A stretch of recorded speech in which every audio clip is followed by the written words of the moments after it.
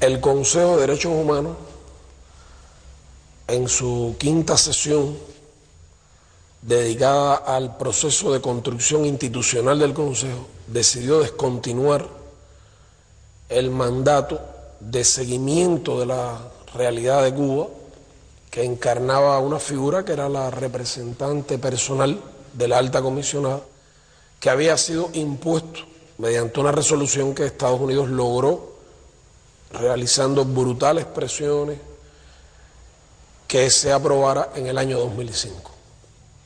Concluía de esta manera una batalla en el terreno político diplomático en la que Cuba luchó por defender la verdad y por enfrentar esta manipulación politizada, discriminatoria, selectiva del tema de los derechos humanos contra Cuba, que duró 20 años. No, yo no estoy de acuerdo que los Estados Unidos digan que aquí no hay derechos humanos, cuando aquí se respeta la opinión y los criterios de todos los cubanos. A ellos les gusta mucho decir que aquí nos agreden, que aquí nos maltratan, que nos acaba, ¿no? Usted sí. Y eso no es cierto. Los únicos violadores de derechos humanos son ellos. Empezaron con Cuba, ahora cogen a Venezuela, a Nicaragua, o sea que es un país que está dedicado a infringir lo que ellos no son capaces de hacer, reflejar en otros países. La actitud que toma Estados Unidos contra Cuba no es la mejor, porque si Cuba fuera un país tan malo y tuviera en contra de derechos humanos, yo no andaría por la calle como ando libremente. Este es mi Cuba y siempre será mi Cuba. Sin embargo, yo no entiendo cómo un asesino como Carriles esté libremente y sin embargo están hablando de derechos humanos, cuando ellos no son los que tienen derechos humanos. Derechos humanos los tenemos nosotros. Dar libertad para niños, para el extranjero, para todo el que viene aquí a nuestra tierra. Bueno, yo lo único que sería que vivieran en un país como el nuestro, que vengan a vivir acá y se den cuenta, que nos visiten. Decirle, es para la demostración está aquí, que vengan a vivir o que vengan a visitarnos y lo vuelvan a contratar con su propia vivencia aquí en Cuba. Estamos felices, no te preocupes. Gracias.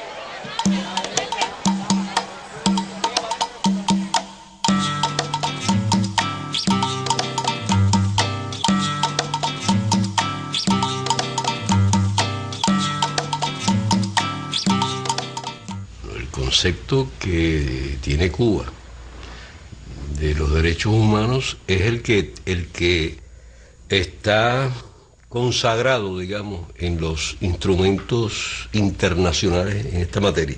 En el lenguaje de Naciones Unidas se habla de por lo menos 3 grandes grupos de derechos humanos: los derechos civiles y políticos, los económicos, sociales y culturales, y los que algunos llaman derechos de la tercera generación, donde está incluido el derecho a la paz, al desarrollo, a la protección del medio ambiente, etc. Son muchos los derechos, no es uno u otro que usted pueda escoger. Hay derechos políticos, derechos civiles, derechos económicos, sociales, culturales. La doctrina de los países altamente desarrollados, encabezados por los Estados Unidos, es que los derechos civiles y políticos son exigibles, porque basta con que el Estado se inhiba de hacer determinadas cosas. No matar, no abrir la correspondencia, no torturar, etc. Pero los económicos, sociales y culturales dicen no son exigibles, porque requieren esfuerzos, allegar fondos, establecer medidas organizativas que no siempre se pueden conseguir. Nosotros creemos que esos derechos políticos existen, se protegen, se defienden, pero son inseparables de los derechos económicos, de los derechos sociales, de los derechos culturales. Y por lo tanto tenemos una concepción de la indivisibilidad de los derechos humanos. Yo he llegado a una conclusión, Carolina. Los derechos civiles y políticos se leen en el mundo desde una perspectiva patrimonial e individualista y egoísta. Nosotros plasmamos los derechos civiles y políticos desde una perspectiva de solidaridad humana, de humanismo y de fraternidad. Y entonces, al despojarlo de esas mezquindades del individualismo, pues algunos dicen, bueno, pero aquí no están todos los derechos, porque nosotros no defendemos un derecho individual contra las grandes necesidades sociales, sino todo lo contrario, la armonía de lo social y de lo individual. El principal derecho, que es el derecho a la vida que tienen los cubanos, no solo es una evidencia, sino que ha sido la voluntad de siempre de la revolución, tanto que sea la voluntad política. Nuestros errores incluso han sido en el empeño de querer que la gente viva y tenga sobre todo el derecho de vivir. Te pudiera decir que todos los derechos que nosotros hemos alcanzado, los hemos alcanzado gracias a la revolución. Derecho es tener derecho a ir a la escuela, tener derecho a una carrera universitaria, tener derecho a hacerme un profesional sin que mi padre tenga dinero para pagarme estudios. La primera garantía del ejercicio real de los derechos humanos en el país no está en el sistema judicial, está en el sistema económico, político y social del país, que garantiza, como conoces, desde los derechos fundamentales de primera generación hasta el resto de los derechos de la manera más amplia. Puede haber burocracia, puede haber funcionarios imbéciles, los hay, puede haber arbitrariedades, puede haber injusticias, las hay, como en todas partes. De todo hay en el reino del Señor, se dice bíblicamente. Pero hay una voluntad política de que esas cosas sean enmendadas. Y yo diría que más que andar con una bocina, ¿no?, vociferando que se tienen y que se cumplen los derechos y acusando a los demás, lo que hay es que demostrar en la práctica cómo acontece la protección efectiva de los derechos humanos de las personas en uno y otro lugar.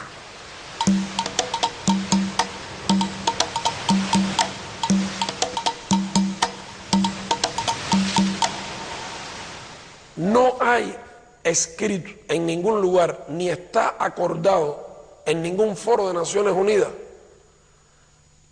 cuál es el modelo de democracia. Todo lo contrario, lo que está acordado por la comunidad internacional es que cada pueblo tiene derecho a la libre determinación y a escoger su sistema político y a proveer su desarrollo económico, social y cultural. Eso es lo que ha proclamado Naciones Unidas sobre el tema. Cuba, coherente con eso, con esos principios, reconoce el derecho de otros pueblos a escoger su sistema, pero reclama para sí el mismo respeto. El Estado es el ente principal de la toma de las decisiones políticas. Está descrito en el artículo 1 de la Constitución, pero no es el único que interviene en la toma de las decisiones políticas. Hay un sistema político en el país. Ese sistema político tiene una vanguardia ideológica, una dirección política que está plasmada en el artículo 1 de la Constitución, como el Partido Comunista de Cuba. Vanguardia organizada de la sociedad cubana, un partido organizado según el principio martiano, con todos y para el bien de todos. ¿Qué quiere decir esto? Esto quiere decir que este Estado es de todos y es para todos, para los que creen en el socialismo y para los que no creen en el socialismo, para los buenos, para los malos y para los regulares, para nuestros delincuentes. Nosotros tenemos delincuentes también. El Estado cubano también es de ellos, se responsabiliza con ellos. No metemos la cabeza en el hueco como el avestruz, son nuestros delincuentes. Es el Estado con todos y para el bien de todos. ¿Dónde dice que para que haya democracia tiene que haber un sistema multipartidista? Eso no está escrito en ningún documento de Naciones Unidas, eso no ha sido acordado. Bueno, y que quiere tener un sistema multipartidista, lo tenga. Pero tener un sistema multipartidista no implica tener democracia, porque democracia es la participación real del pueblo en los asuntos públicos, en la toma de las decisiones. Esa cosa de que democracia tenga que ser existencia de varios partidos, o sea, de varias camarillas organizadas que suplantan la voluntad popular, ese es un invento yanqui. ¿Cuántos partidos existen en Estados Unidos? Dice Michael Moore que en Estados Unidos debieran unirse el Partido Demócrata y el Partido Republicano, que representan el 20% de la sociedad y es el que gobierna en ese país. El sistema norteamericano es la negación de la democracia, la negación de la participación de la gente en el gobierno. Yo creo que es engañoso a veces ese falso pluralismo, ¿no?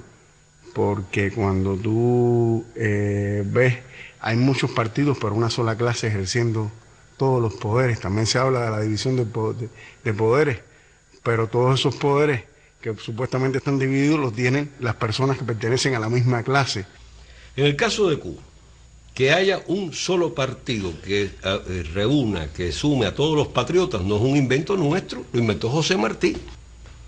Lo creó en 1892. Martí plantea que el Partido Revolucionario Cubano era el pueblo cubano para de alguna forma unida lograr la independencia de Cuba. Y esa unidad que era necesaria para alcanzar la independencia de España a finales del siglo XIX es la misma unidad que es necesaria para enfrentar precisamente la política de Estados Unidos contra Cuba. Entonces, ese partido es el que ha conducido este país hasta aquí. Y solo cesará ese partido cuando este pueblo no esté de acuerdo con él. Pero este pueblo ha elegido vivir con ese solo partido y vivir bajo el socialismo. Eso es una realidad. Cuando este pueblo decida que no sea así, lo cambiará.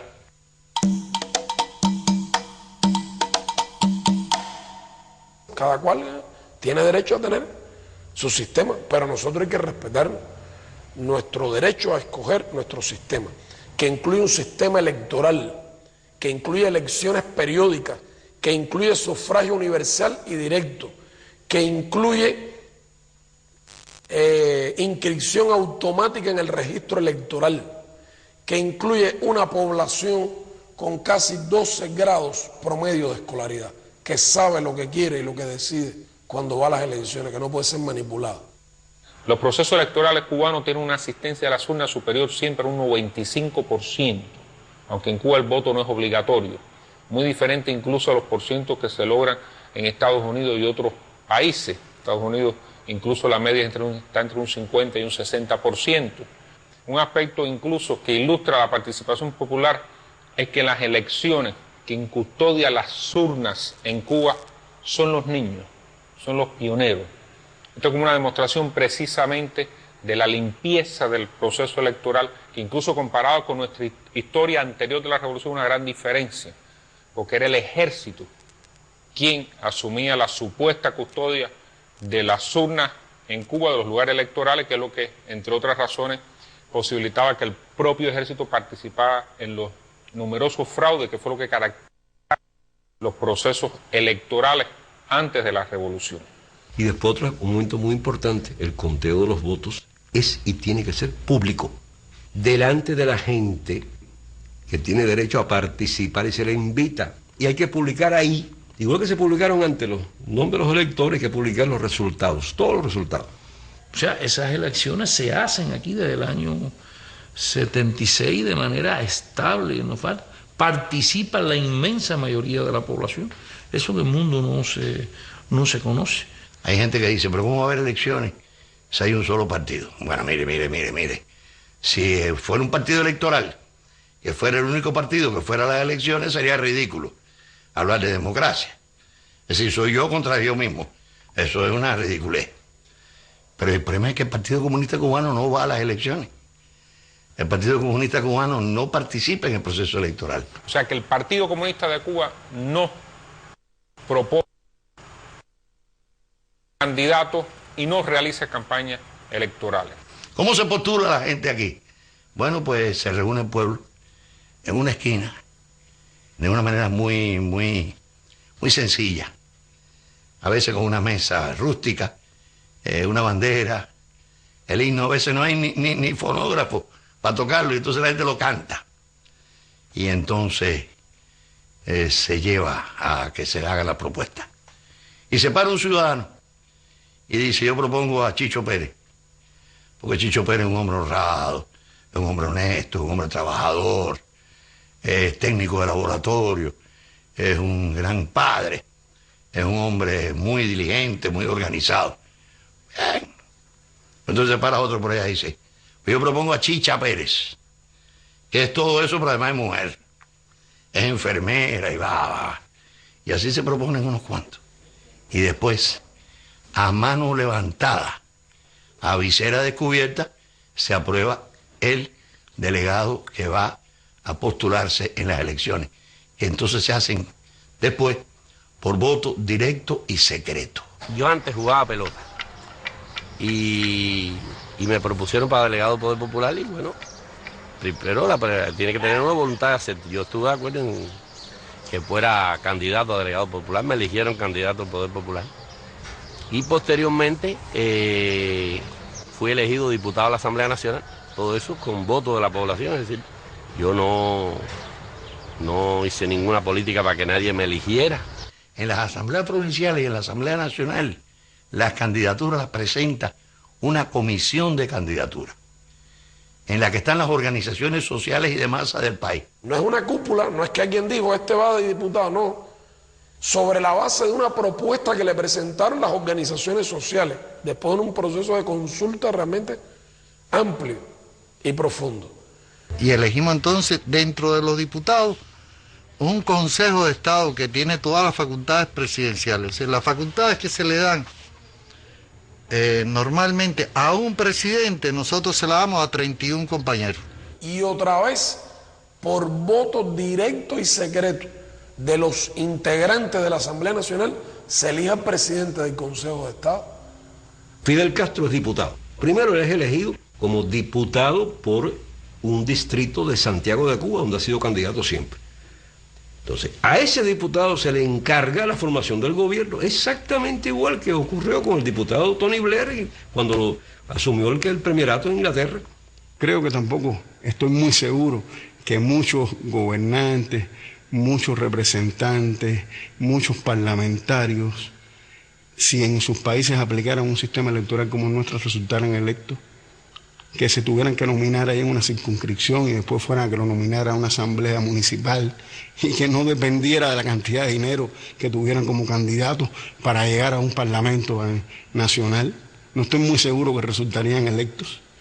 Si su apoyo y la cantidad de votos dependiera que lo eligieran en la circunscripción donde vive y después votaran secreto allí por él sin publicidad, ¿cuántos gobiernos se mantendrían en pie?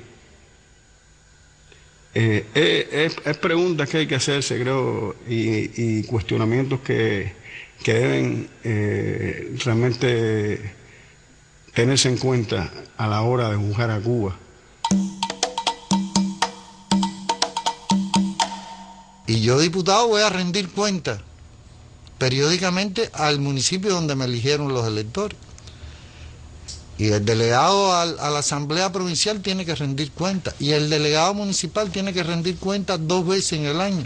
El ciudadano participa primero en discutir las cosas que el delegado le viene a informar respecto a la política del Estado, en qué se puede trabajar, porque hay que decir que uno va a la Asamblea de Rendición de Cuentas como delegado y uno rinde cuenta de su gestión ante los electores, pero sobre todo uno tiene que llevarle a las personas lo que el Estado es posible realizar en esos periodos de 6 meses que son las asambleas de rendición de cuentas ¿Y qué no es posible? Hay que explicarle, bueno, mira, eso no puede ser ahora por esto y por eso, pero vamos a hacer otra cosa. Hay que decir que aquí se ha estado siempre participando y haciendo cosas en favor de la población. Un diputado, un delegado a una asamblea municipal, quienes lo eligieron lo pueden revocar.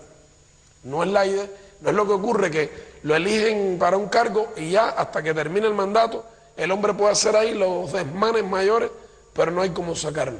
En Cuba hay un procedimiento para eso. Y el pueblo lo sabe, y el pueblo participa.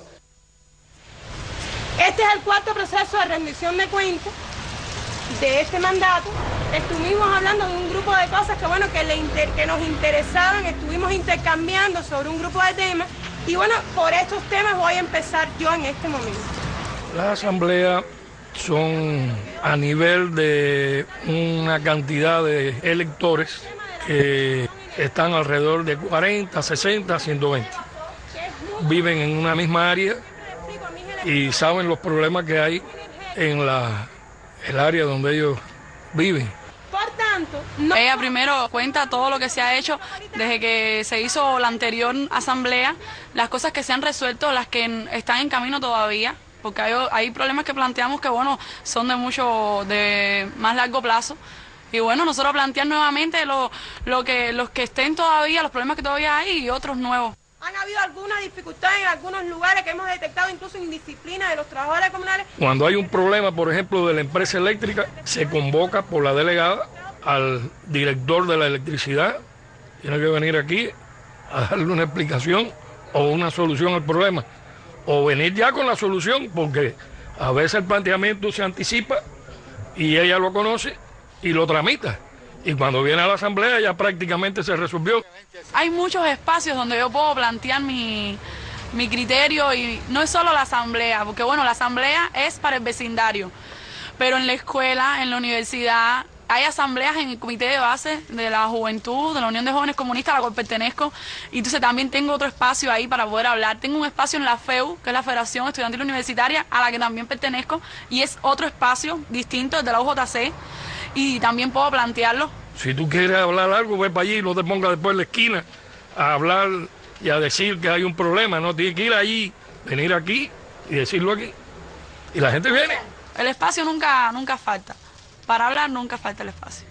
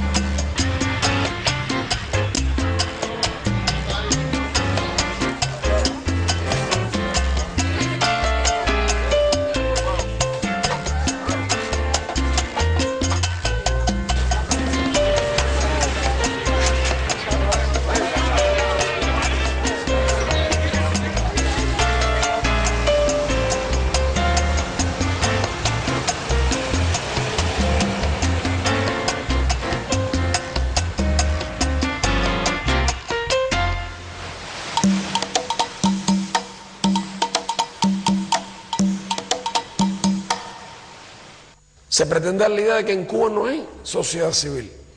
Ahora, por ejemplo, hay una sociedad civil en Cuba que integra más de 2.000 organizaciones no gubernamentales y organizaciones sociales. Algunas tienen millones de miembros. Las hay de corte científico, religioso, de protección del medio ambiente, fraternales, de médicos, de profesionales, de arquitectos, más de 2.000. Los cubanos hemos construido una sociedad en que sistemáticamente las bases políticas de esa sociedad están participando, están cuestionando mediante organizaciones como los sindicatos, las organizaciones estudiantiles, sometiendo a crítica a los que ejercen el poder en cada uno de esos lugares. Es verdad que para hacer democracia verdadera, es decir, para hacer pluralismo político, que no es pluripartidismo, hay que tener la capacidad de oír a todos, de entender a todos de discutir con todos. Y eso es algo que el Partido Cubano cuida y vigila, que pese a que no hay pluripartidismo, haya pluralismo político. Recientemente tuvimos un debate sobre los problemas de cultura-turismo. Si alguien piensa que ahí había una unanimidad total y que todos estamos de acuerdo, estamos siguiendo una línea partidaria, bueno, esa es una de las razones por las cuales normalmente el enemigo se equivoca muchas veces y tira para donde no es. Tiran para donde no es porque suponen que hay como una especie de bloque monolítico, un pensamiento único establecido que tiene que ver con una disciplina partidaria. Y entonces, imagínate tú, entre artistas, ahí en mi comisión está Cacho, uno de los grandes pintores cubanos. Lo más iconoclasta que se puede uno imaginar, lo menos parecido a una persona que sería capaz de seguir una disciplina partidaria. Silvio Rodríguez, miembro del Parlamento, igual, una persona de una tremenda capacidad intelectual, de una claridad de pensamiento y una persona amorosísima. Tampoco militante del partido. Bueno, imagínate cuando se reúnen todos estos artistas con compañeros que atienden el área cultural, digamos, del turismo. Los encontronazos son tremendos. Las personas, los artistas, los intelectuales dentro del conglomerado del país tienen sus derechos, crean, escriben, polemizan, discrepan. Yo creo que además es muy saludable que en una sociedad haya opiniones discrepantes. Yo no creo en la unanimidad. Yo creo que es saludable en cualquier colectivo humano que hayan diferentes puntos de vista y que con respeto y sobre una base constructiva puedan discutir para llegar a una alternativa mejor. Es decir, hay mucha gente con muchos pensamientos, incluso de variaciones dentro de nuestra sociedad, incluso dentro de nuestro socialismo. El primero es Fidel. Donde radica ese criterio de que hay una especie de bloque monolítico es en el hecho de que sí, no solo los parlamentarios, sino el país en general, una mayoría aplastante de la población siente que no va a volver al pasado y que no sería justo volver al pasado y no quiere volver al pasado, lo cual no quiere decir que tenga que estar de acuerdo con todo lo que está pasando ahora y que piense que el futuro, todo el mundo piensa que el futuro va por la misma canalita. Posiblemente hay tantas visiones del futuro de Cuba como personas pueda haber. Basta solamente dar una mirada a lo que se publica en Cuba, leerlo, para que te lleves una idea de lo crítica, lo diversa que es la mirada de nuestros intelectuales sobre nuestra realidad. No es una novela rosa lo que escriben los intelectuales cubanos sobre la Cuba de hoy. El cubano es, y la revolución ha enseñado también a la gente a ser crítica. La gente a veces dice, no, los cubanos que critican mucho a la sociedad. Claro, si la revolución ha enseñado eso, a criticar su sociedad, a tratar de verla con ojo crítico para que se perfeccione, para que se renueve, para que sea más parecida a lo que sueña la gente, a las aspiraciones del pueblo. Y eso es parte de lo que tú ves, no solo en esos espacios, sino en la calle, en cualquier lugar donde uno está. A la gente nuestra, lo primero que se hizo para darle verdadera libertad de expresión fue enseñarlo a leer y escribir. Aquí había prácticamente casi 1 millón de analfabetos al triunfo de la revolución y otra cifra importantísima de semianalfabetos. Fidel dice, no le decimos al pueblo cree, le decimos lee. O sea, la idea de que tú no puedes ejercer ningún acto democrático, ni votar, ni hacer política si no tienes cultura. Al crear el acceso a la educación universal, la revolución puso en manos de los escritores cubanos un público masivo.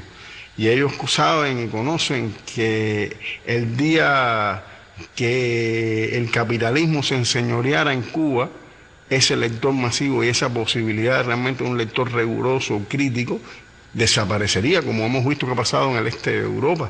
Las ideas no se prohíben, las ideas se combaten con ideas y las ideas se enfrentan con ideas. Si nosotros fuéramos una sociedad basada en prohibiciones y maldiciones, no estuviéramos aquí.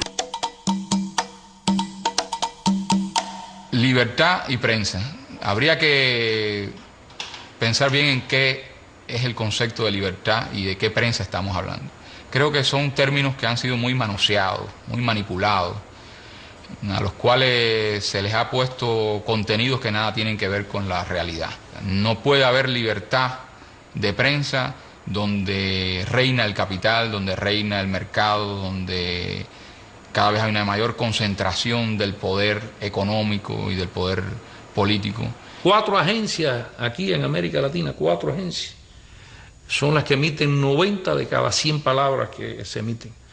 Yo me maravillo a veces cuando veo algunas noticias de esa prensa tan libre que no le puede decir terrorista a un hombre como Posada Carril, le tiene que decirle anticastrista.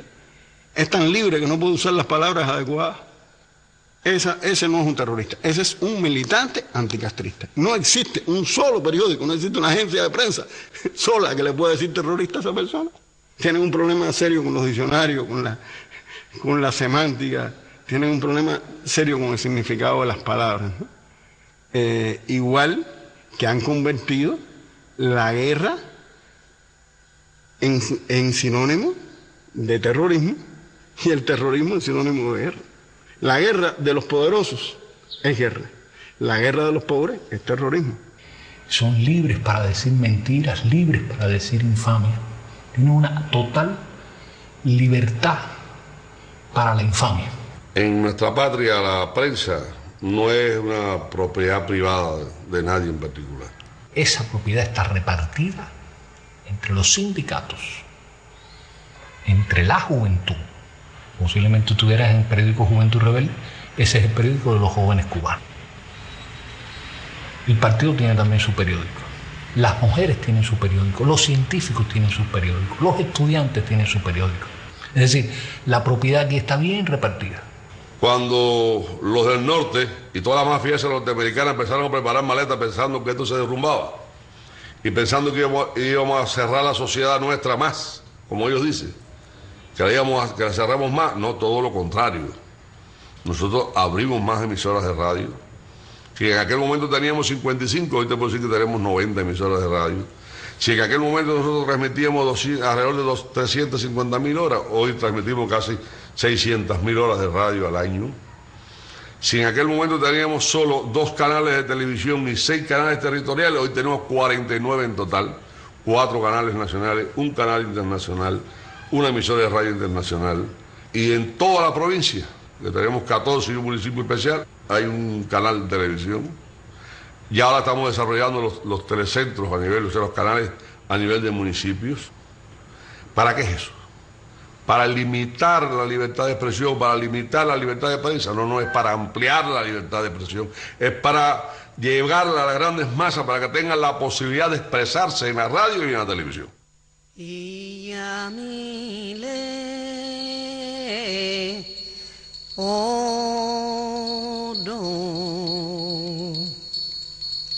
Nuestra Carta Magna, en su artículo 8, plantea que el Estado reconoce, garantiza la libertad religiosa en nuestro país. Pero en distintos artículos se da a conocer en esa propia Constitución que el cubano tiene derecho a creer o a no creer, o a creer y cambiar de creencia si lo estima necesario. Y quizás lo único que se pide es que este culto, esta creencia se manifieste en el marco del cumplimiento de la ley.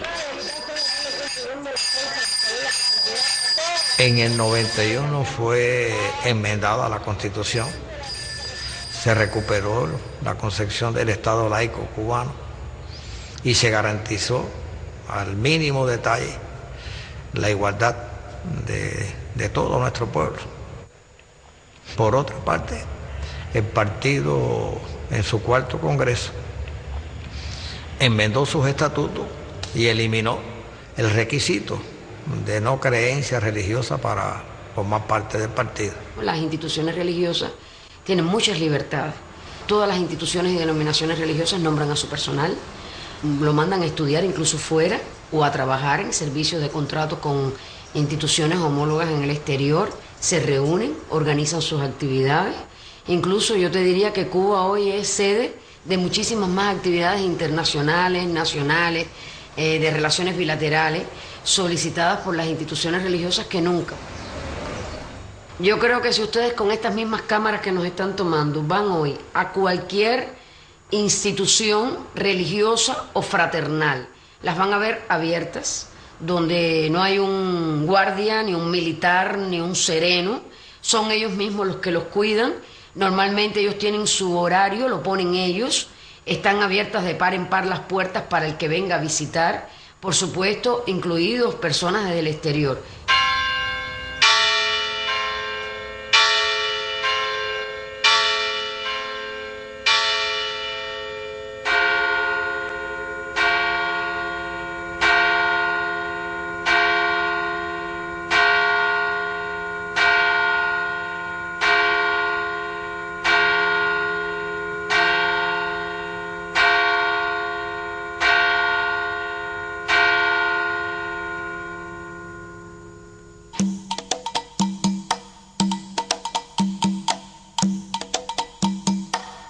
Estados Unidos también convirtió el tema migratorio en un terreno para la batalla contra Cuba, contra la revolución cubana.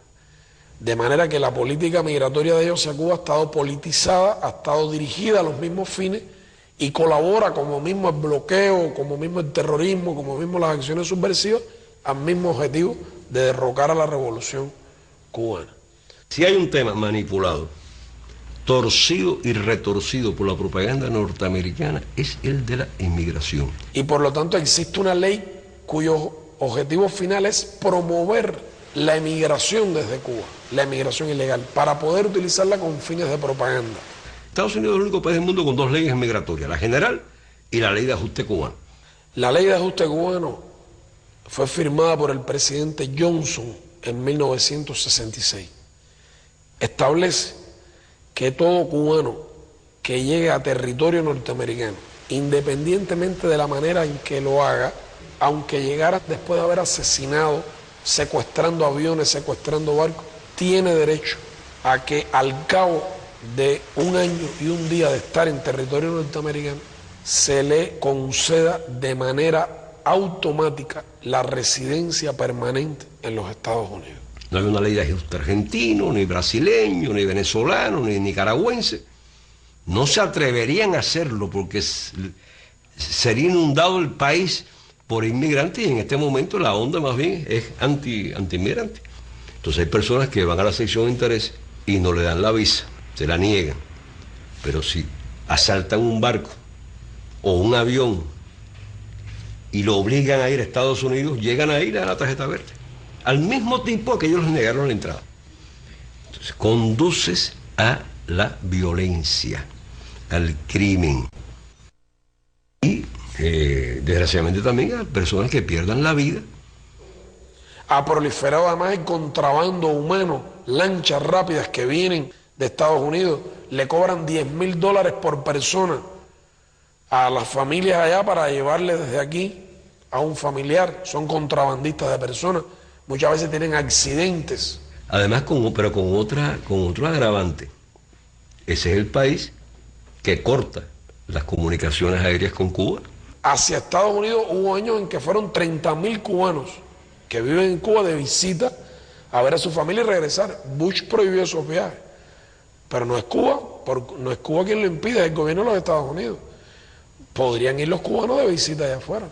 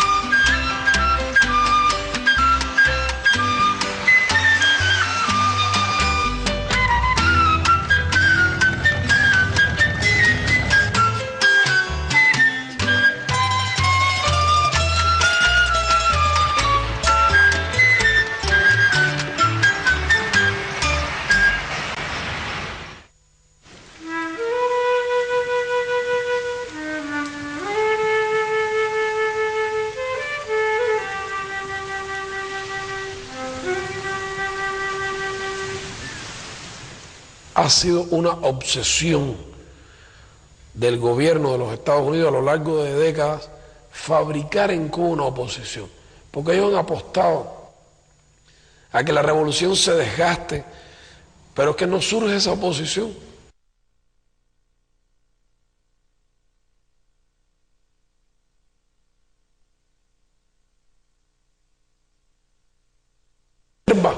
No ha cometido esos errores que le hubieran hecho perder el apoyo del pueblo, por un lado.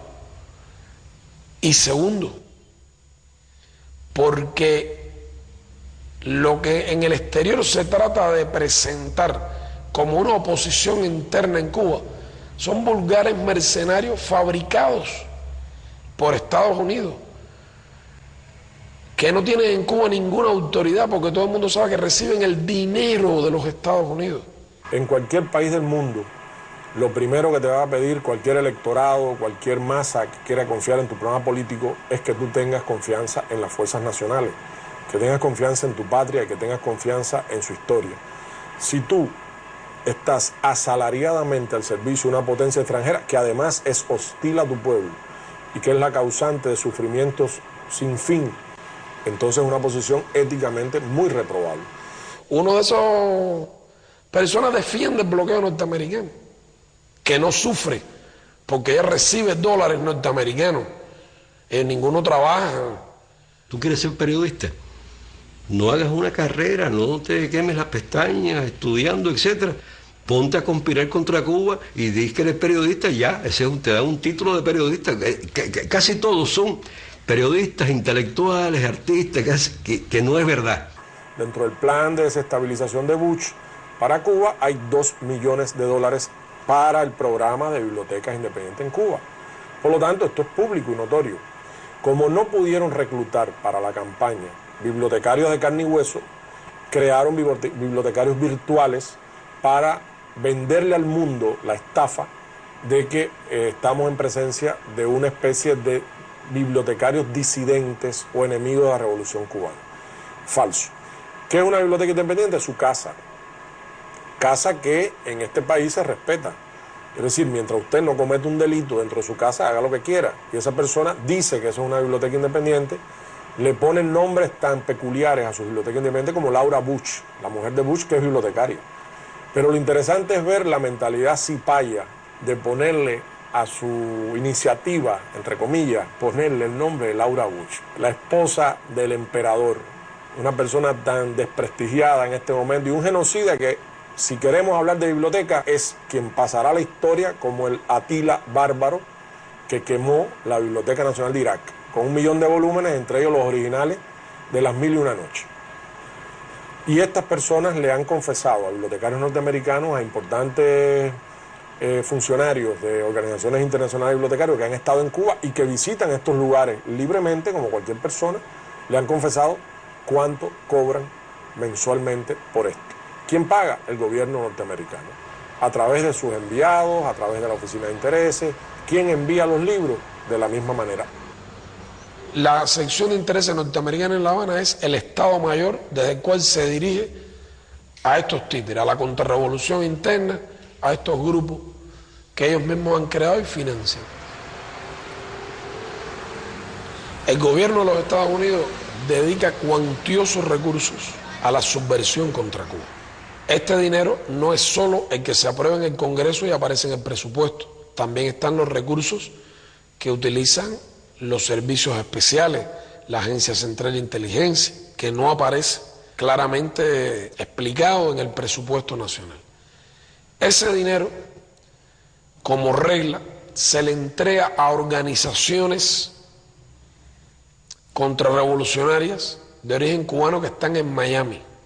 Estos son los que mandan el dinero a Cuba, con gente que viaja o son entregados también utilizando las facilidades de embajadas aquí, personas que van y vienen. Son como unas mulas, lo que llaman mulas para llevar y traer droga, pero en vez de droga traen dinero y lo reparten aquí. Muchas veces no son cubanos, son ciudadanos también de otros países y abastecen de esta manera los grupos. Se usa la valija de la sección de intereses norteamericana, violando la Convención de Viena sobre las relaciones diplomáticas y consulares, violando la ley, en vez de traer ahí en la valija diplomática materiales que tengan que ver con el trabajo diplomático, lo que traen es medios materiales para abastecer a toda esta gente. A cada rato hay un evento, hay alguna actividad en Europa. Les gusta mucho Praga, digamos, con el apoyo de algunos checos. Es una especie de turismo político asociado a la idea de debatir sobre Cuba, pagado con dinero norteamericano. Es una forma de, por supuesto, de hacer la campaña contra Cuba, que no solamente es la creación de esa oposición interna dentro de Cuba, sino también denigrar, calumniar a la revolución cubana en todo el mundo, etc. Marionetas, títeres digitados por el dinero y el poder norteamericano. ¿Tú crees que de esa manera van a tener en Cuba legitimidad, apoyo? ¿Tú crees que este pueblo, que ha luchado 150 años por su independencia, que ha estado dispuesto a resistir aquí, es un pueblo que para liderarlo hay que ir dándole el ejemplo en la punta de la vanguardia? ¿Tú crees que van a creer los cuentos de Camino, el discurso pro norteamericano?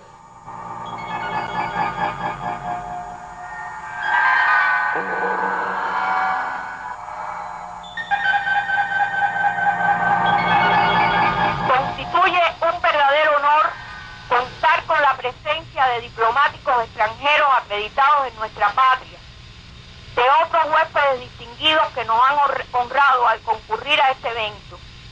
Y el gobierno de los Estados Unidos no ha dado un centavo aquí para nada, y quiero que quede claro. Nosotros tenemos que agradecer en grande la ayuda de nuestros hermanos en el exilio, la ayuda del gobierno americano. Esto ha sido posible gracias a ellos, gracias a que nos han ayudado para poder sufrir todos los gastos de nuestros hermanos y todo el local que se encuentra aquí. Nosotros agradecemos la colaboración que nos han brindado la prensa extranjera, la cooperación de la Oficina de Intereses. Eso tenemos que agradecerlo mucho, la participación del hermano del señor Kenzo. Y el gobierno de los Estados Unidos no ha dado un centavo aquí para nada, y quiero que quede claro las palabras del señor presidente de los Estados Unidos hacia nosotros. Tengo el siguiente mensaje para los que se congregan hoy para protestar por la represión en Cuba. Durante su lucha por la libertad de su país, el pueblo de los Estados Unidos está de su lado.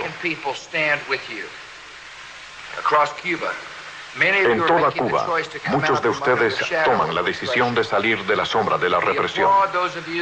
Ayudamos a las organizaciones a proteger a los disidentes y promover los derechos humanos. Trabajamos para garantizar que el pueblo de Cuba oiga la voz clara de la verdad por medio de radio y TV Martí.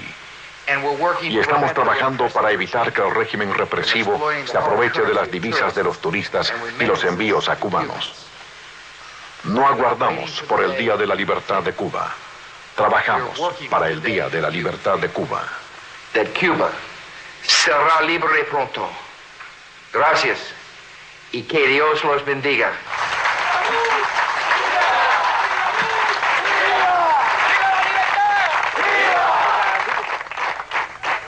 Yo manifesté en 2 ocasiones a Bush, porque yo no tengo otro presidente que no sea él. No hay en Cuba nadie en prisión por haber dicho una opinión distinta e incluso contraria al gobierno o a las ideas de la revolución. No lo hay, sino por cometer delito, por recibir dinero de la potencia extranjera que agrede a su patria, por haber trabajado para ayudar a aplicar en Cuba la ley Helborton y el bloqueo, por haberle dado información útil que permite entonces perseguir empresas que tienen negocios con Cuba, por haber tratado de contribuir a legitimar la política norteamericana contra Cuba. Son mercenarios. Es que algunos países, a mí me causan asombro, pero ¿cómo tú me dices a mí que le preocupa que en Cuba sea una figura delictiva y se sancione a alguien por estar a la paga de una potencia extranjera? ¿Eso es un delito en Estados Unidos? Eso en cualquier país del mundo es traición, alta traición, traición terrible, traición a la patria, pero traición a un país. Sencillamente eso no se permite en ninguna sociedad. O Eso está penalizado fuertemente en Estados Unidos. Entonces, lo que él no admite, él quiere que tú lo admitas, y si tú no lo admites, eres violador de los derechos humanos.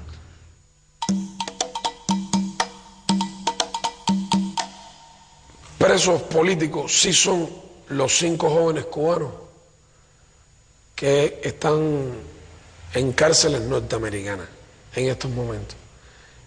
Estos sí son presos políticos, acusados injustamente, condenados en juicios sin ninguna garantía y sometidos a tratos inhumanos y degradantes en las cárceles donde hoy cumplen sus condenas. El caso de los 5 es un caso en el que el sistema judicial de los Estados Unidos está siendo utilizado para encauzar una razón política.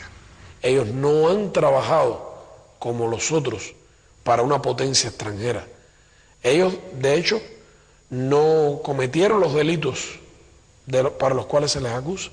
Y el hecho es que ellos nunca tocaron a nadie, ni tocaron un bien, ni lastimaron a una persona, o sea, simplemente se dedicaban a informar. Sacrificaron sus vidas y las de sus familias para tratar de contribuir a que nuestro pueblo pudiera tener la información que permitiera evitar, prevenir y protegernos de los actos de terrorismo que de manera continua y creciente durante más de 4 décadas se lanzaron desde Estados Unidos, muchas veces con la tolerancia, el financiamiento y la organización del gobierno de los Estados Unidos, y otras veces con su apoyo directo. Los 5 tuvieron en sus manos la libertad, lo que las renunciaron. Porque para salir en libertad lo que tenían que hacer era hacer un acuerdo con el gobierno de los Estados Unidos. Y lo que tenían que decir era que ellos estaban en los Estados Unidos conspirando contra los Estados Unidos. Y eso no es verdad. Lo que pasa es que si ellos claudicaban y firmaban el acuerdo, se convertían en lanzas en vez de en escudos. Ellos se fueron para allá de escudos, no de lanzas. Y entonces la culpabilidad de ellos, ese reconocimiento falso, iba a implicar un disparo contra Cuba. Porque entonces Cuba era un país interesado en conspirar contra los Estados Unidos. Cuba es una amenaza para los Estados Unidos. Después de eso ya todo el mundo sabe lo que viene. Se les condena y se les mantiene en prisión para castigar nuestra resistencia. Es la prueba de la impotencia del imperio, que no ha podido ponernos de rodillas y se ceba en el sufrimiento de ellos, sometiéndolos a esta cruel e injusta prisión. En las 5 familias se han violado ocasionalmente, en cada una de ellas, los derechos de todos como familia, y por eso también siempre estamos denunciando en toda tribuna posible, en toda organización, dentro y fuera de nuestro país, organizaciones internacionales, para que den a conocer que no solamente se encuentran 5 personas que han luchado contra el terrorismo en la cárcel, condenados 3 de ellos a pasar la vida en prisión, sino que también se ha utilizado a la familia desde el primer día. Estaban condenados de antemano, porque les hicieron el juicio en Miami, el único lugar del mundo donde no tenían una mínima garantía, porque su juicio fue un show mediático, un circo, para complacer a esos grupos de extrema derecha que habían llevado a la presidencia a George Bush cuando orquestaron aquel fraude en Miami que hizo posible que fuera elegido por la diferencia de un voto como presidente de los Estados Unidos por la Corte Suprema, por unos jueces que su padre era quien había nombrado. Esa es la realidad.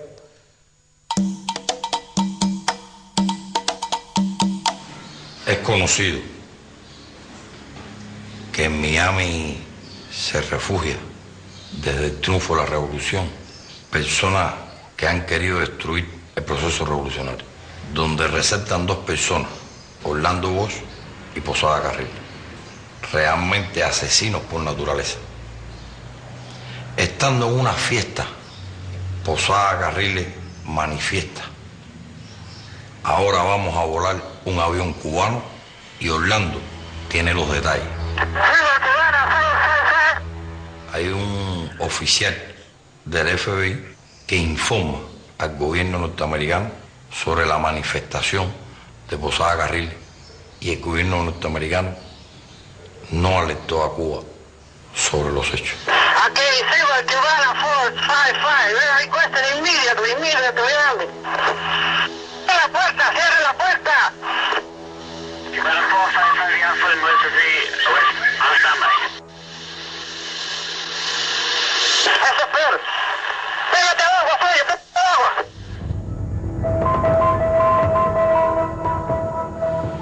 Mataron a mi padre, pero quedaron 3 hijos. Mataron a mi padre, pero quedan 8 nietos. Yo hoy le dijera al gobierno norteamericano que no perdiera más su tiempo, porque no vamos a ceder ni un tantico así en esta revolución.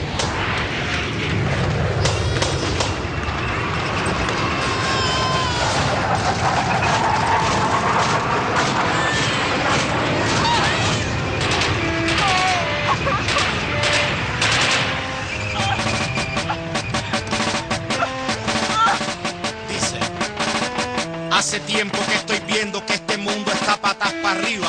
La gente paga con su sangre el precio de la vida. Los niños lloran porque el hambriento no tiene salida y mueren bajo el fuego de la tierra prometida. Los ricos dividiendo a cañonazos el planeta con la supremacía blanca a punta de escopeta, atacando bastiones, religiones y profetas en nombre de una paz con metralleta. Y están televisando lo que pasa, están llevando el odio a los rincones de tu casa, están haciendo un show con el abuso y la matanza, están midiendo el rating criminal de la venganza.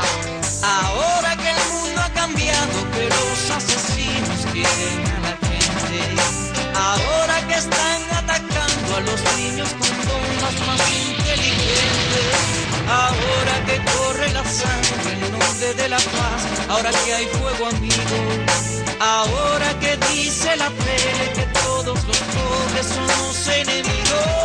Di que no, la guerra no puede seguir. Di que no, los niños no deben morir. Di que no, no a la guerra, hermano, juntando nuestras manos, soñemos con el porvenir. Yo pensé que era Nintendo aquello que yo estaba viendo en la pantalla de mi panda. La gente estaba muriendo, vi un indigente llorando y un presidente mintiendo. La guerra comenzando, vi par de bombas cayendo, continentes protestando, policías reprimiendo, la bolsa tambaleando y el petróleo va subiendo. Vi un terrorista gozando y 5 jóvenes sufriendo, todo un pueblo luchando pero otro pueblo muriendo.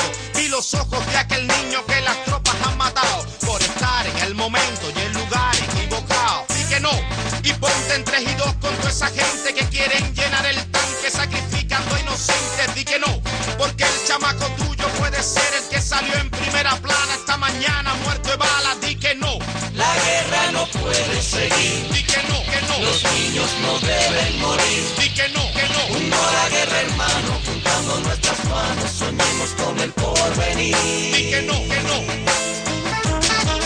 Di que no,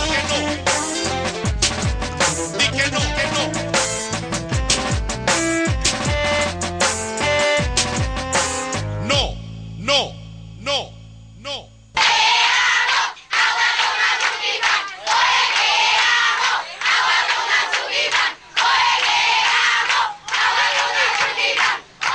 El enemigo apuesta a la idea de que las generaciones que vienen detrás de la generación que hizo la revolución las van a lograr corromper, engañar, dividir, se van a cansar, no van a tener la misma fortaleza de espíritu para seguir sacrificándose con tal de defender esos ideales.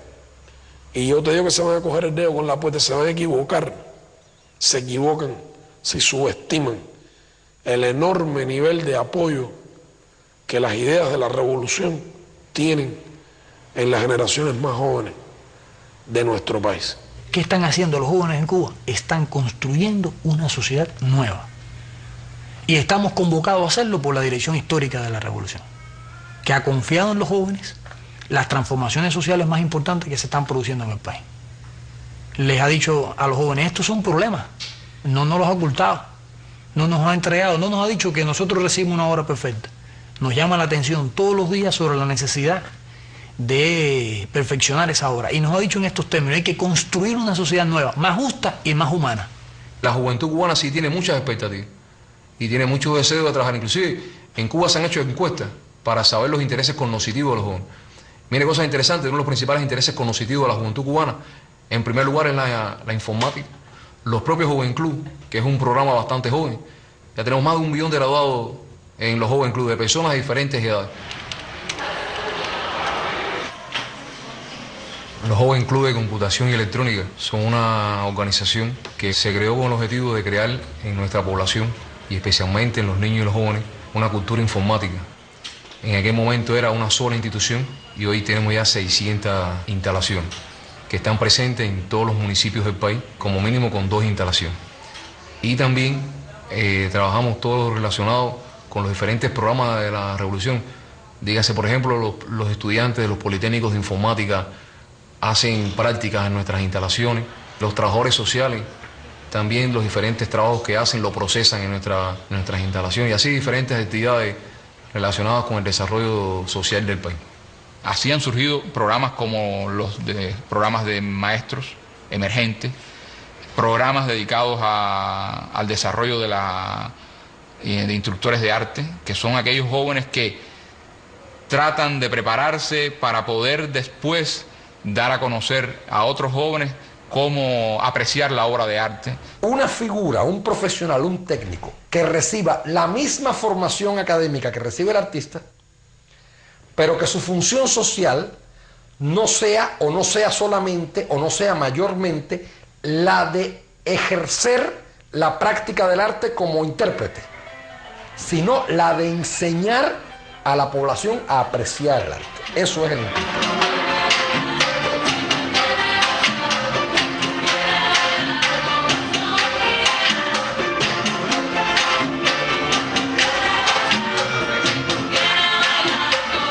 Hay 15 escuelas de instructores, una en cada provincia, una en la Isla de la Juventud. Es el mismo concepto, en cualquier lugar se puedan formar. Las 15 escuelas de instructores tienen una matrícula de 16.000 estudiantes. Se están graduando 4.000 instructores por año. O sea, se garantiza, y cada vez más, el libre o relativamente fácil acceso a los bienes, un amplio acceso a los servicios y sobre todo un acceso masivo al conocimiento, a la apreciación. Y de esas mismas, pudiéramos decir, bases, parte entonces el acceso a la práctica artística, de manera que cada persona tenga la oportunidad.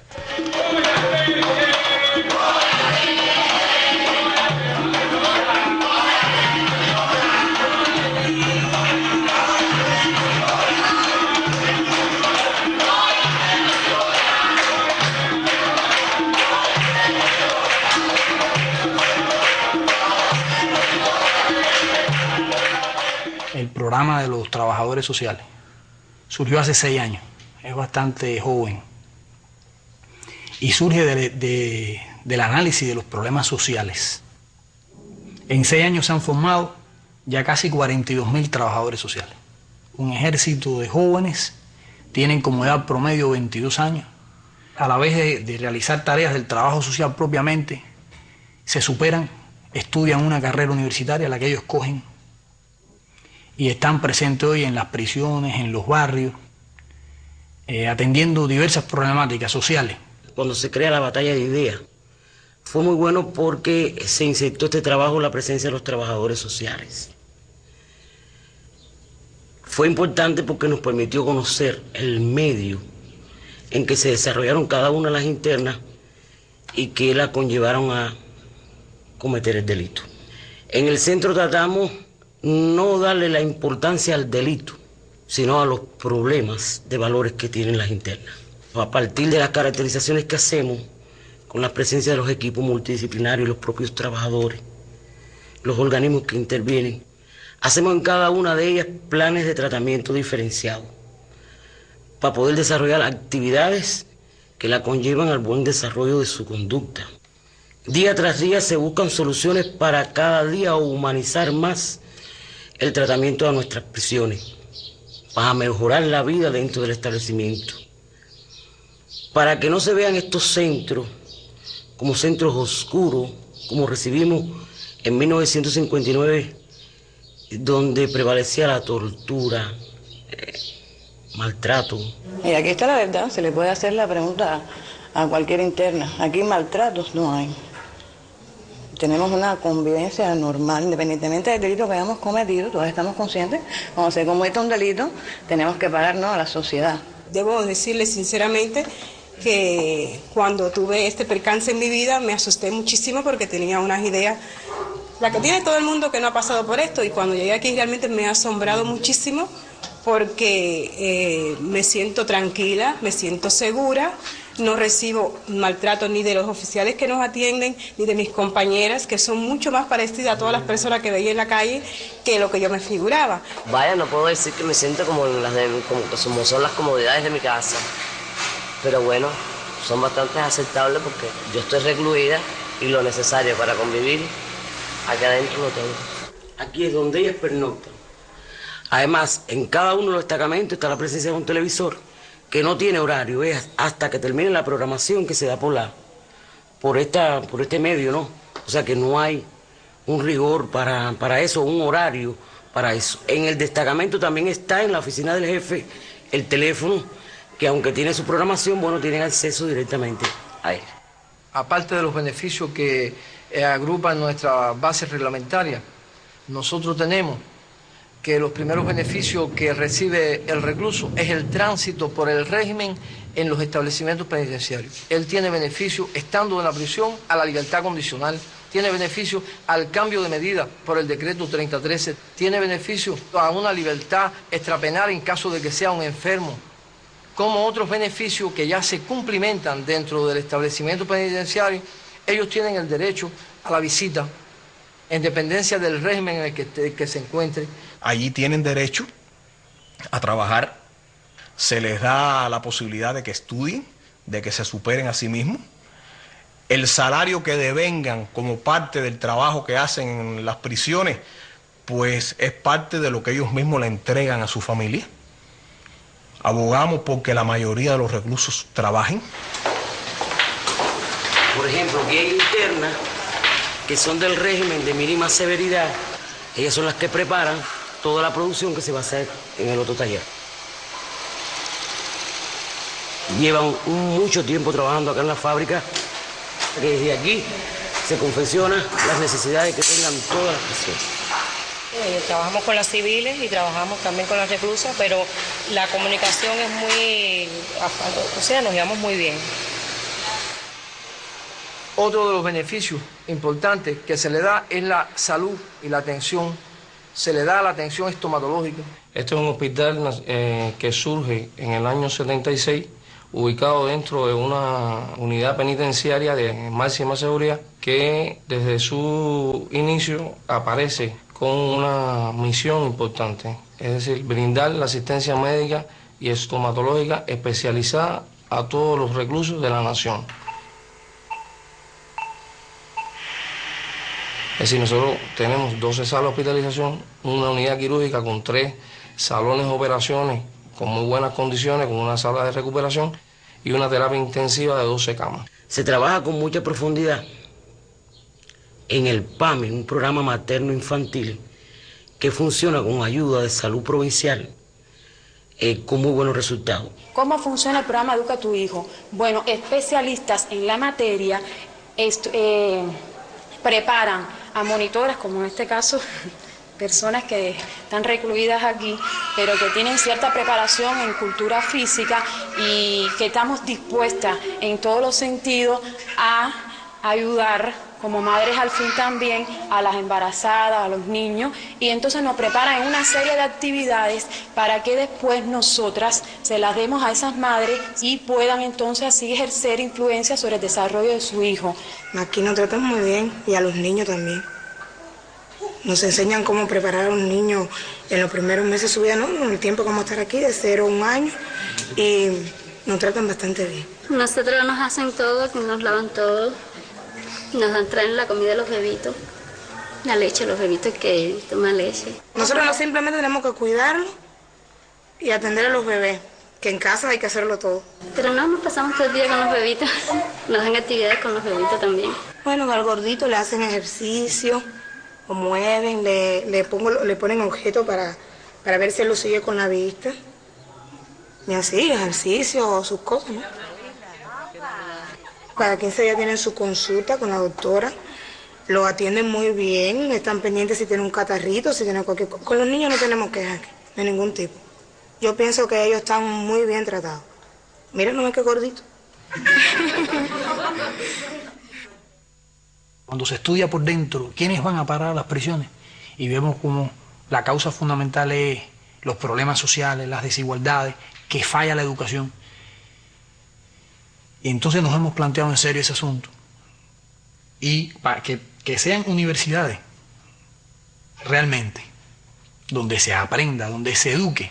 El Ministerio de Educación tiene una escuela en nuestro centro, una escuela que se llama Batalla de Ideas, y tiene 12 profesores que hacen vida aquí constante, diario, como un trabajador más civil de educación. En el empeño de convertir este establecimiento en una verdadera escuela, nosotros, los trabajadores de educación, luego prestamos un servicio especializado en el sentido de que la aspiración de que se transforme el estudiante aquí en todas sus potencialidades se haga realidad. Hemos tenido en nuestro centro mujeres analfabetas que han logrado elevar su nivel en nuestro centro, y esto nos ha servido de mucho porque nos unimos. No vemos el centro separado de la sociedad, sino que tiene que ir avanzando igual que la sociedad. Lo otro que estamos haciendo hoy como parte de la universidad es la formación de enfermeros reclusos emergentes. Es decir, le damos la posibilidad a los reclusos que en el tiempo que van a estar recluidos, darle la posibilidad de que estén 2 años con nosotros haciendo la especialidad. Una primera especialidad que se hace en 1 año, en el término de 1 año salen como enfermeros básicos y en un segundo año terminan como enfermeros técnicos. Es decir, se le da esa posibilidad y son reclusos que después al final tienen la posibilidad de incorporarse al sistema de salud pública cubano. Mis experiencias dentro de este curso de enfermería son grandes, son positivas, ya que he tenido la oportunidad, en primer lugar, de aprovechar mi tiempo dentro del estado en que me encuentro recluido. Nuestro país, en vez de separarnos, de alejarnos de la sociedad, nos prepara, nos educa para reinsertarnos en la sociedad ya educados. Se rescata al hombre, aquel que a lo mejor un día no tenía un título, hoy tiene la posibilidad de tenerlo, pero no solamente de tener un título y ponerlo en la pared de la casa, sino de ejercer una profesión, de terminar este curso, de lograr mi libertad de la mejor manera, pero también ir a trabajar a un hospital.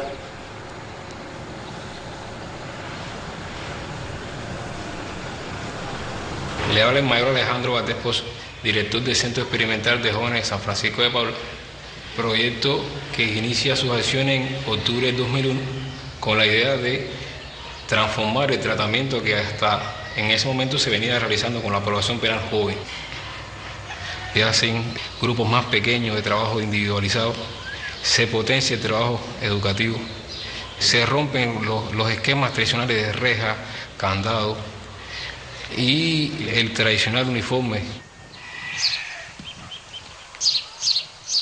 Estas son las oficinas de los jefes de grupo y educadores, que bueno, donde ellos llenan todos los papeles nosotros, los expedientes y demás. Seguidamente a las oficinas están los cubículos, los primeros cubículos del dormitorio, donde estamos ubicados por grupo en nivel escolar, y aquí donde vivimos, donde dormimos, donde tenemos nuestras pertenencias, o sea, donde realizamos las actividades dentro del dormitorio. En la calle yo pensaba de otra manera, al cual desde que aquí ya no pienso de esa manera que pensaba en la calle. Las fiestas, las cosas, las muchachitas, divirtuado de muchas cosas que aquí me han enseñado. Realmente ser disciplinado, honesto, honestidad, la cultura que he adquirido en el centro de San Francisco de Paula. Aquí se imparten 3 de los 4 niveles de enseñanza: primaria, secundaria y facultad, porque el otro es en la sede universitaria fuera, que ellos van y vienen solos. Tenemos la posibilidad de salir del centro, nos vestimos de civil, cambiamos la ropa y vamos solos, llegamos hasta la calzada, vamos a la parada, cogemos el transporte y y vamos hasta el Cotorro. Cotorro vamos y entramos a la universidad. Esperamos el horario de clase. Los profesores ya entran para adentro y entramos ya. Y empezamos las clases. Cuando concluyen las clases en la universidad, que sería siendo 8 de la noche, regresamos a nuestro centro de nuevo. Esperamos la boba, a veces nos tomamos un refresco en la esquina, nos montamos y venimos para acá. En este centro la idea es que toda la semana tengan un acercamiento con la familia. Y nos preocupamos y nos ocupamos de aquella familia que no venga a visitar, el por qué no vino a visitar. Hasta para una actividad se citan a los padres, las madres, algunas madres cogemos y nos llamamos, oye, vamos a comunicarnos, que hay trabajo voluntario, vamos a comunicarnos para la fiesta del 31 de diciembre, para todo, lo mismo para todos se cuentan con los padres. Todo, aquí nada se puede mover sin contar con los padres. Vaya, los padres somos como unos internos más aquí con los hijos de nosotros. Ellos participan activamente en todas las actividades de la comunidad, incluso actividades deportivas. Estoy hablando de festivales deportivos. Ellos participan en torneos de béisbol, en torneos de fútbol. De manera que formen parte de la comunidad donde estamos y creando en ellos hábitos de convivencia, que es lo que potencia nuestro país. Quisiera seguir estudiando. Y eso es un propósito que me lo tengo yo y lo voy a lograr. Seguir estudiando para ser una persona en la vida. Hay un pensamiento de nuestro héroe nacional que dice: se ha de tener fe en lo mejor del hombre y desconfiar de lo peor de él. Hay que dar ocasión a lo mejor para que prevalezca sobre lo peor, si no lo peor prevalece. Quien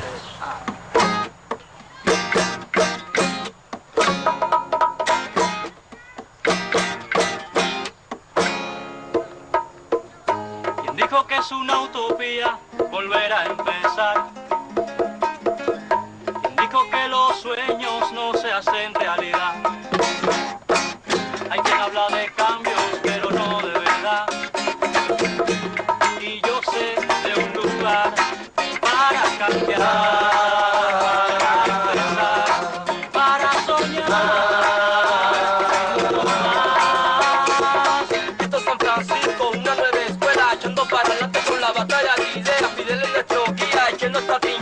Llevo mi uniforme en el azul de mi bandera. Nadie podrá detener esta escuela de hombres nuevos creada por Fidel.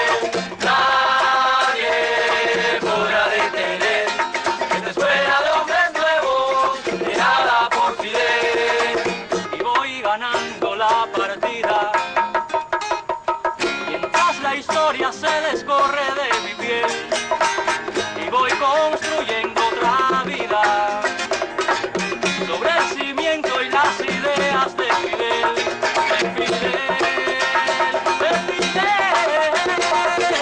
que me dio la oportunidad de ver en mí lo que es verdad, que hizo el sueño realidad, porque esta escuela es mucho más, por eso nadie la podrá detener, por eso todos cantarán otra vez.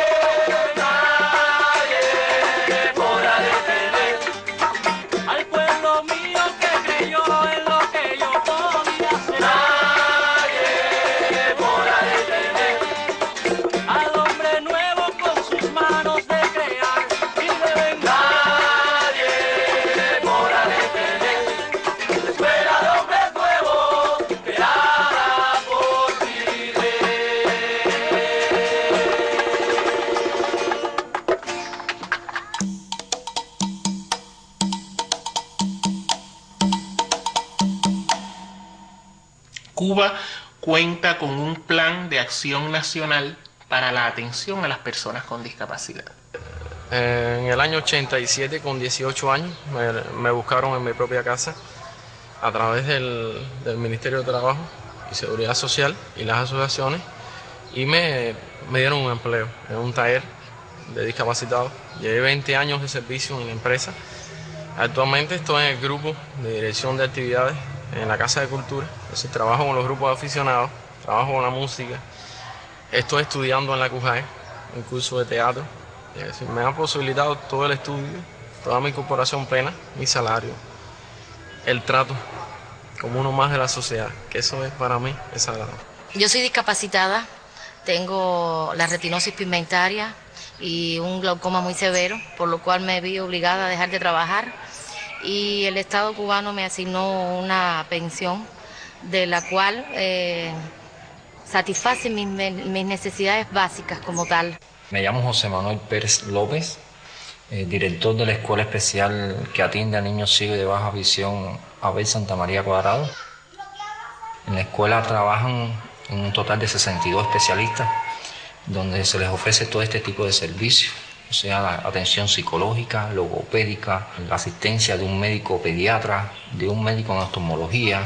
Se le da atención por especialistas en orientación y movilidad, por especialistas en rehabilitación visual, además de también algunas otras especialidades como en el caso de la educación física, deporte, educación musical, computación, o sea que complementan toda la formación integral que requiere cualquier tipo de persona, pero mucho más estos niños con deficiencias visuales. Lo ayudan a uno a ver el problema de una manera diferente, de todo lo que ellos pueden lograr, de que ellos pueden aprender a leer y escribir, a hacer algo en un futuro, a valerse por sí mismos. Y bueno, me orientaron mucho y eso es fundamental para los padres. Las niñas que tú y yo, pero también más... Yo soy del campo, lejos, y entonces, ¿qué más ayuda que esto? Porque en la enseñanza general no lo pudiera haber tenido, no pudiera haber estado estudiado, ¿no? Porque aquí hay otras formas de enseñar, más dedicación de los profesores, es diferente. ¿Quién está al lado mío, papá? ¿Quién está al lado tuyo? Papá. ¿Qué papá? Yo. Papá es director. Papi, dígame. No, el director no está aquí. No, ¿cuál papá entonces? Eso es una cámara de televisión. A ver la cámara. Eso que estás tocando ahí. A ver. Ay, fírmame.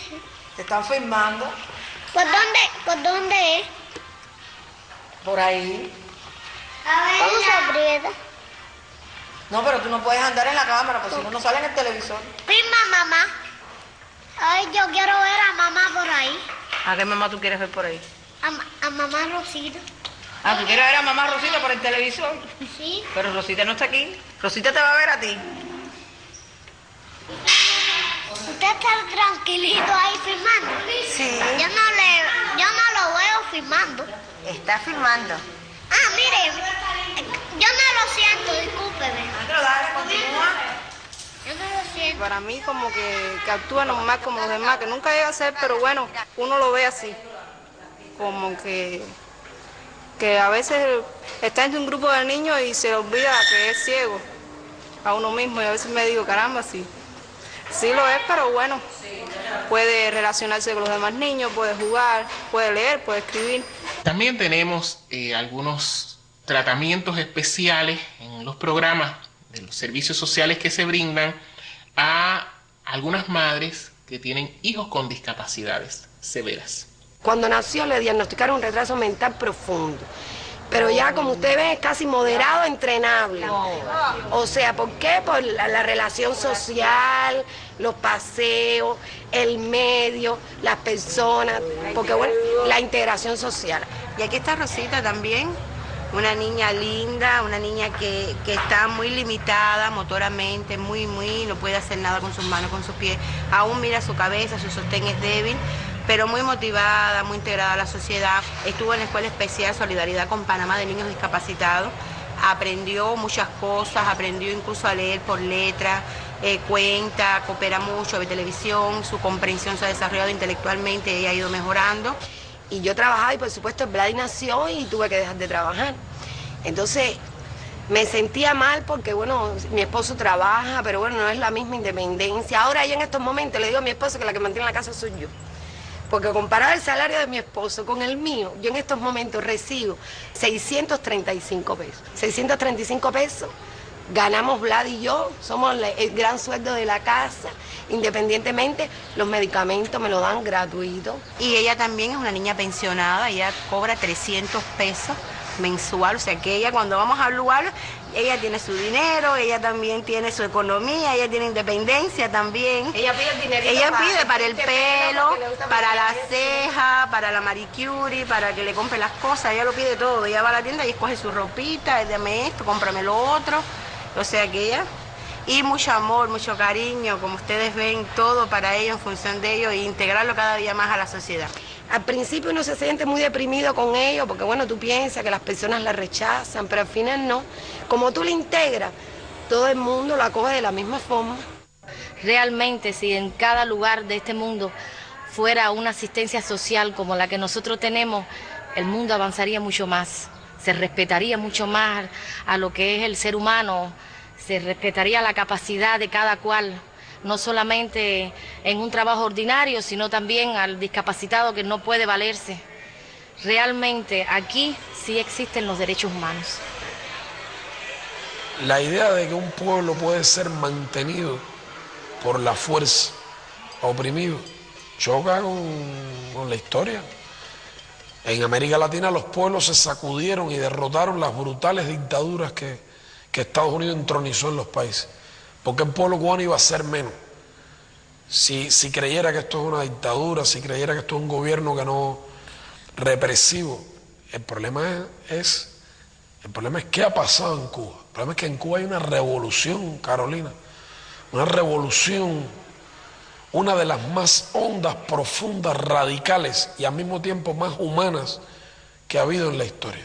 ¿Qué es lo que ha pasado realmente? Que se han encontrado con un pueblo francamente heroico, de acero, indomable, porque le han impuesto el genocidio, han tratado de liquidarlo, hacerlo sufrir, matarlo de hambre, etcétera, etcétera. Y, bueno, alguno que otro podrá flaquear, podrá encontrar alguno que se venda, etcétera, que se alquile, pero somos 11 millones de cubanos. Y aquí no hay 11 millones de mercenarios, ni nada que se parezca a eso. Y la vida dirá, ¿no? Si yo estoy equivocado y ellos logran crear las condiciones para derrocar a la revolución e implantar aquí otra vez a sangre y fuego un estado neocolonial como el que tuvieron, bueno, nosotros no estaremos para verlo, porque habremos caído en una trinchera defendiendo la revolución.